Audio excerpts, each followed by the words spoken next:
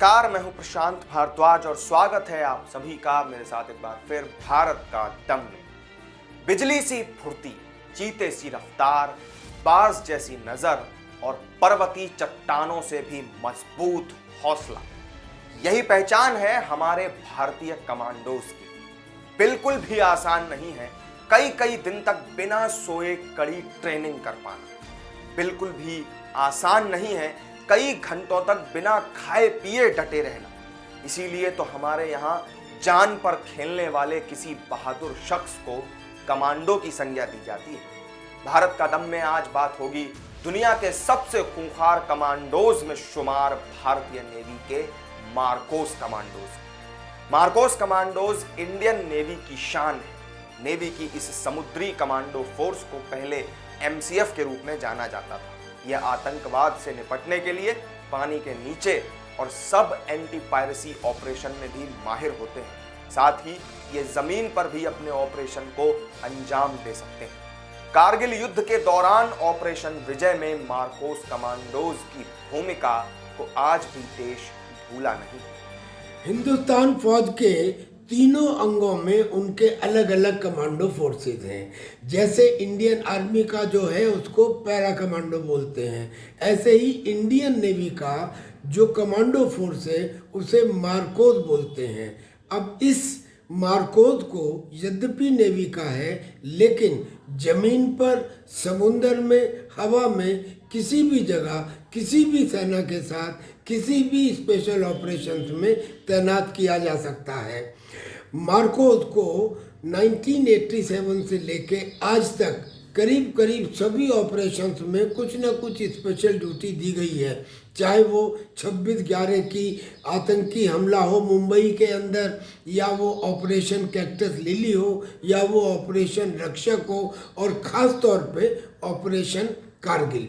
कारगिल युद्ध में मार्कोस को एक जिम्मेदारी दी गई थी कि वो एनिमी लाइंस के पीछे कोवर्ट ऑपरेशन यानी कि ना दिखने वाली ऑपरेशन करें और उनकी सप्लाई लाइंस को काट दें।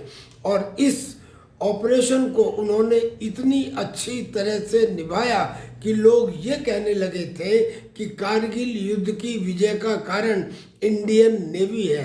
हमें भी मार्कोस पर गर्व है। भारतीय नौसेना के इस विशेष बल का गठन साल 1987 में किया गया था। मार्कोस का प्रशिक्षण इतना व्यापक होता है कि आतंकवाद से लेकर नेवी ऑपरेशन और एंटी पायरेसी ऑपरेशन में भी इनका बखूबी इस्तेमाल किया जाता है। कुछ मामलों में इन्हें अमेरिकी नेवी सील से भी बेहतर माना जाता है। इनका मोटो है the few the fearless. Marcos commando बन पाना कितना ज्यादा मुश्किल है, कितना ज्यादा कठिन है, उसका अंदाजा आप इस बात से लगा सकते हैं कि सेना के 1000 सैनिकों में से ही कोई एक मार्कोस कमांडो बन पाता है। और इसमें सेलेक्ट होने के लिए चट्टान से मजबूत शरीर के साथ ही हर तरह का जोखिम लेने की मेंटल टफनेस भी बेहद जरूरी होती है। मार्कोस कमांडो की चयन प्रक्रिया बेहद टफ होती है।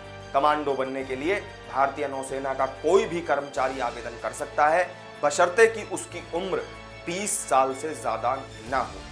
आवेदन करने वाले उम्मीदवार को पहले 3 दिन शारीरिक फिटनेस टेस्ट और योग्यता की परीक्षा से गुजरना होता है। आवेदन करने वाले करीब 90% उम्मीदवार तो यहीं पर रिजेक्ट हो जाते हैं। इंडियन नेवी का कोई भी सेलर या कोई भी ऑफिसर जो इंडियन नेवी के इस मेरीन फोर्स में, जिसे मार्कोस कहते हैं, में सम्मिलित होना चाहता है, वो अपना नाम दे सकता है, बशर्ते कि वो शेप 1 हो और उसको उम्र करीब 20s में हो। उसके बाद प्रिलिमिनरी ट्रेनिंग होती है 3 दिन की, जिसमें अगर 100 लोग अप्लाई करते हैं तो फिजिकल ट्रेनिंग में एंड्योरेंस देखने के बाद 20 ही उसमें से लिए जाते हैं। फिर 5 हफ्ते की ट्रेनिंग होती है। इस 5 हफ्ते की ट्रेनिंग में उसको न केवल शारीरिक बल्कि भावनात्मक ट्रेनिंग भी देखी जाती है, और इसमें से भी जो 5 हफ्ते की ट्रेनिंग को सक्सेसफुल कर पाते हैं उनमें करीब आधे से ज़्यादा बाहर हो जाते हैं। जो बचे हुए हैं उन कमांडोज को फिर 2 साल की करीब ट्रेनिंग दी जाती है। और ये ट्रेनिंग डेजर्ट वारफेयर में भी है, माउंटेनस हाई एल्टीट्यूड में भी है, अंडर सी डाइविंग में भी है, यानी कि हर डिफ़िकल्ट सिचुएशन में है। यहाँ तक कि समुंदर में करीब 50 मीटर नीचे 2-3 मिनट तक बगैर ऑक्सीजन उपकरण के रहने की भी ट्रेनिंग दी जाती है। अत्यंत डिफिकल्ट ट्रेनिंग के बाद ये कमांडो इस पोजीशन में आ जाते हैं कि देश में कहीं भी जो कुछ असंभव दिखता हो, मार्कोस को भेज दो, विजय हो जाएगी।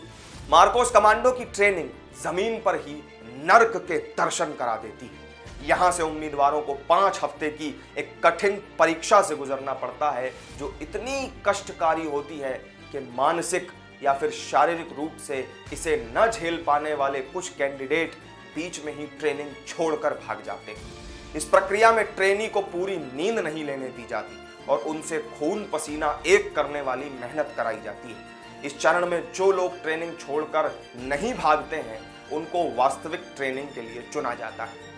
बचे हुए लोगों को मार्कोस की असल ट्रेनिंग कराई जाती है, जो लगभग 3 साल तक चलती है। इस ट्रेनिंग के दौरान इनको अपने कंधे पर 25 किलो का वजन लेकर जांघों तक कीचड़ में घुसकर 800 मीटर की दौड़ लगानी पड़ती है।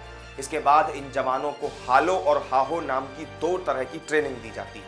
हालो, जिसमें जंप में जवान को लगभग 11 किलोमीटर की ऊंचाई से जमीन पर कूदना होता है, जबकि हाहो जंप में जवान को 8 किलोमीटर की ऊंचाई से कूदना होता है और 8 सेकंड के अंदर ही अपने पैराशूट को भी खोलना होता है। और यही उसकी असली मानसिक परीक्षा होती है। मार्कोस कमांडो के प्रशिक्षुओं को आगरा के पैराट्रूपर ट्रेनिंग स्कूल में पैरा जंपिंग कराई जाती है। वहीं गोताखोरी के प्रशिक्षण के लिए उन्हें कोच्चि में नौसेना के डाइविंग स्कूल में ट्रेनिंग मिलती है। मार्कोस कमांडो की ट्रेनिंग में शामिल होता है ओपन और क्लोज सर्किट ड्राइविंग, उन्नत हथियार कौशल, विध्वंस, धीरज का प्रशिक्षण और मार्शल आर्ट समेत बुनियादी कमांडो कौशल। इसके अलावा हवाई प्रशिक्षण, खुफिया प्रशिक्षण, पनडुब्बी शिल्प का संचालन, अपतटीय संचालन, आतंकवाद विरोधी अभियान, पनडुब्बियों से संचालन, स्काई डाइविंग, अलग अलग तरह के विशेष कौशल जैसे कि भाषा का टैलेंट, सम्मेलन विधि, विस्फोटक से निपटने की तकनीक। जिन उम्मीदवारों का मार्कोस कमांडो के रूप में चयन होता है, उनके घर वालों को भी इसकी जानकारी दी जाती है और इनको अपनी पहचान छिपा कर रखनी होती है। मार्कोस कमांडो की ज्यादातर ट्रेनिंग मुंबई में मौजूद INS अभिमन्यु में होती है। इनके प्रशिक्षण के लिए दूसरे प्रमुख केंद्र गोवा में भी हैं, कोच्चि में है, विशाखापट्टनम और पोर्ट ब्लेयर में भी मौजूद है। मार्कोस कमांडो हालांकि इंडियन नेवी के हैं, लेकिन ऐसा नहीं है कि इनको दूसरी जगह डिप्लॉय ना किया जा सकता हो। ऑपरेशंस आर्मी की हो, एयरफोर्स की हो या नेवी की हो या किसी भी फौज की ना हो, देश के हित में कोई सिचुएशन हो, उसमें इनको डिप्लॉय कर सकते हैं, एम्प्लॉय कर सकते हैं। जैसे जम्मू एंड कश्मीर में जो झेलम रिवर है और जो वुलर लेक है, उसमें काउंटर ऑपरेशंस के लिए on a regular basis Marcos को यानी कि मैरीन कमांडोज को डिप्लॉय किया गया हुआ है। और तो और हाई एल्टीट्यूड एरिया में ईस्टर्न लद्दाख के अंदर चाइना के साथ तनातनी के दौरान इनको वहाँ भी डिप्लॉय किया गया। और जितनी अब तक 1987 से लेके आज तक करीब करीब जो भी इम्पोर्टेंट मिलिट्री ऑपरेशन हुई हैं, चाहे उसमें ऑपरेशन रक्षक हो, ऑपरेशन कैक्टस लिली हो या उसमें कारगिल ऑपरेशन हो, हर ऑपरेशन के अंदर मार्कोस को किसी न किसी तरह से इस्तेमाल किया गया and Marcos have never failed. अब बात अगर इन बहादुर कमांडोज को मिलने वाले वेतन की करें तो मार्कोस कमांडो की सैलरी उनकी तैनाती के ऊपर निर्भर करती है। 7वें वेतन आयोग के मुताबिक उनका मूल वेतन 25,000 रुपये होता है। इसके अलावा इन्हें जहाज गोताखोर भत्ता जिसमें कि 8,500 से 10,000 रुपये, मार्कोस भत्ता जिसमें कि 25,000 रुपये यदि वो हार्ड एरिया में तैनात है, तो फिर उसके अलावा मूल वेतन का 20%, और अगर वो अति सक्रिय क्षेत्र में कहीं पर तैनात हैं तो फिर अति सक्रिय क्षेत्र का भत्ते के रूप में भी 16,900 रुपये दिए जाते हैं। इसके अलावा फील्ड एरिया में तैनात हैं तो फील्ड एरिया अलाउंस के रूप में 10,500 रुपये भी मिलते हैं।